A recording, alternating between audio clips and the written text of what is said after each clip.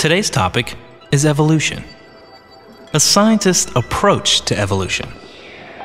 An approach where evidence is examined, and hypotheses formed, and predictions made and tested. Along the way, many will applaud and many will object.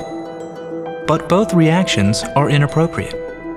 Science, as a discipline, does not cheer for a given outcome of its experiments and investigations. We will not start from scratch today. The topic is too vast, but we will touch on enough detail to give a solid underpinning for the following conclusions. Common descent is a fact. All life on Earth is related through common ancestry. Changes with a single species occur, so-called microevolution. Species themselves come and go, so-called macroevolution.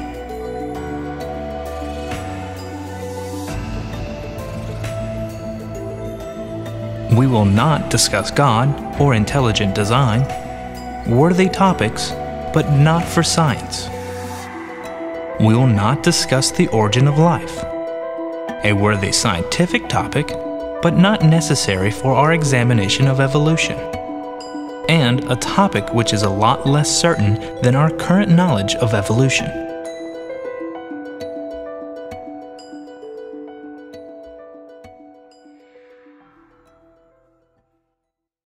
Universal common descent is the concept that every living thing on Earth is related to every other living thing on Earth, genealogically, genetically related. All modern organisms are descended from one original species. And while in its simplest form, there's a genetic linear progression that branches and forms a tree-like pattern, common descent is not restricted to this linear pattern. That is, different species might recombine and generate hybrids, or genetic material may cross from symbiont to host. Or perhaps by man's own hand, genetic material may be implanted wholesale in another species. None of this changes the fact that every living thing on Earth is related to every other living thing on Earth. A common misconception is that some modern species are descended from other modern species. This is rarely the case. Instead, closely related modern species evolved from a common ancestor. That is neither one nor the other. Humans did not come from chimps. Both humans and chimps came from a creature that had more primitive features than either modern humans or modern chimps. If it is to be called science, it must be testable. And for almost 150 years, the research community has done every test imaginable to examine evolution and common descent. And for 150 years, not a single test has ever failed to validate that all life on Earth comes from one common ancestor. Here are just a few of the prestigious scientific organizations that accept this as proven fact. Check it out.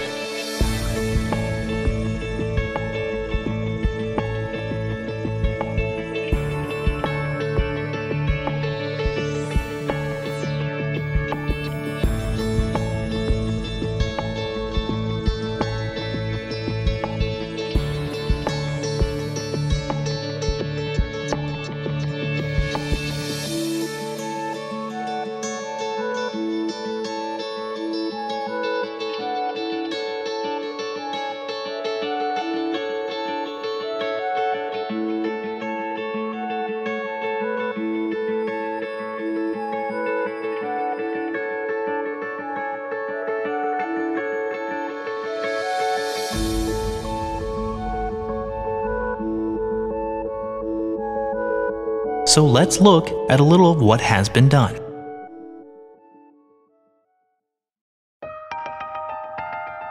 When you look at a phylogenetic tree of life diagram, derived from the idea of common descent, you immediately notice the pattern of groups within groups.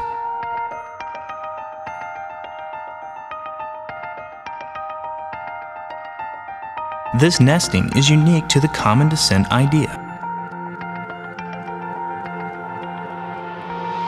The statistical analysis of these characteristics of organisms grouped with this idea is unusually successful.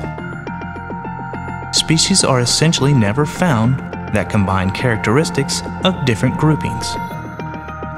For example, snakes and lizards are never found with feathers. Only birds have feathers.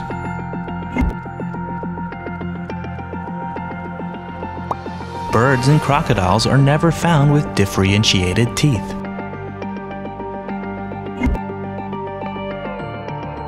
Only non-marsupial mammals have a placenta. Birds and mollusks are never found with placenta. Only mammals have hair and mammary glands. Amniotic eggs are never found in fish or arthropods. A mix and match of characteristics like these would make it extremely difficult to objectively organize species into nested hierarchies. The consistency of nested hierarchies is another success for common descent.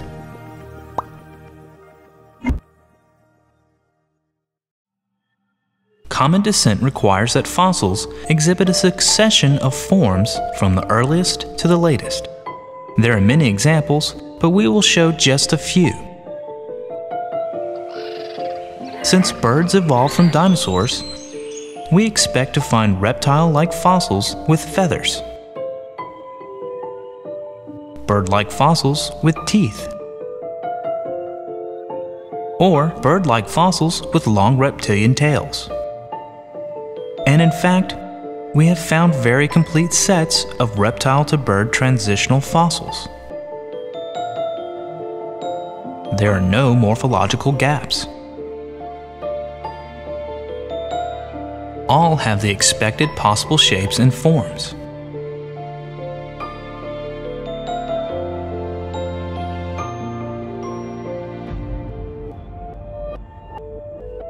In the reptile to mammal sequence, we also have a terrifically complete series of intermediate forms. From the Paleocosaura, the Rhapsida,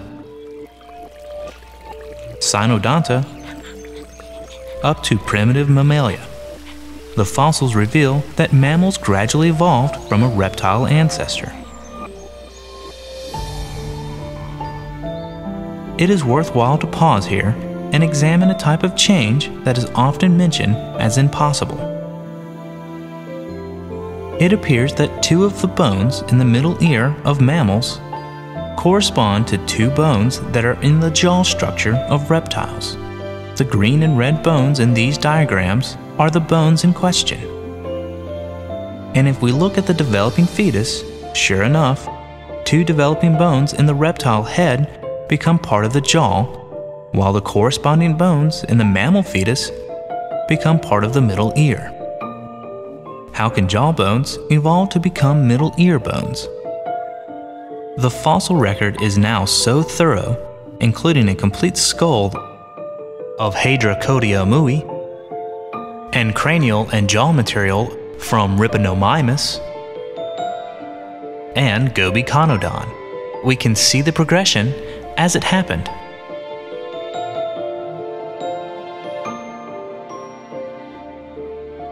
And in the case of our own emergence, there are more than 24 transitional fossils intermediate between modern humans and our own ape-like ancestors.